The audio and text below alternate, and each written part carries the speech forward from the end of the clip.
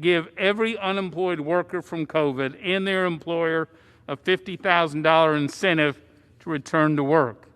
With this huge amount of money, you could even give the bottom 90% of workers in America an income tax-free year for 2021, a full year where you go to work each day for yourself rather than for Washington. Can you imagine what a no-tax 21 would do for low and middle-income families, workers, and the local economy? Or we can simply hold this money back, not hastily spend another $500 billion we don't have, while we assess the impact vaccinations are having on consumer confidence and unlocking of the economy. There are a lot of ways to spend money, if that's the goal, but in my view, let's be smart about it. Let's target assistance to those who need it most. The Ways and Means Committee should be the place to explore and analyze these options, not just have a bill that spends over $400 billion hastily dropped on us at the last minute. I know, working together, Republicans and Democrats, we can do better to help people get back to work and truly help this recovery. I reserve the balance of my time.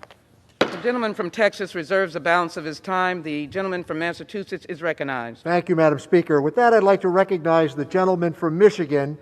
The gentleman reserves the balance of his time. The gentleman from Texas. So I will reserve as well. Gentleman from Texas reserves. Okay. I was hoping that the ranking member might have more to say. I'm prepared to close when you are. Well, we're not quite prepared to close, but we were hoping that you might intermittently. I'll tell you what. Let me, with your permission, I'll yield myself as much time as I may consume.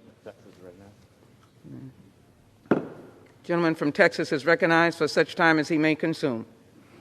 Madam Speaker, you can say a lot about this Congress, but you cannot say we have not worked together and appropriated remarkable funding to help families defeat this COVID, to get back on their feet, to save small businesses. And a good example is that so far, Congress, both parties, have already approved more than $20,800 direct cash payments to a family of four with one parent out of work. That's on top of an estimated $18,000 of state unemployment, labor market recovery following a crisis in history, and we've recovered more than half the jobs we've lost. State and local revenues this year are almost even. Now, on H.R. 9051. And, Madam Speaker, as member designated by Congressmember Gabbard, pursuant to House Resolution 965, I inform the House that Congressmember Gabbard will vote yes on H.R. 9051.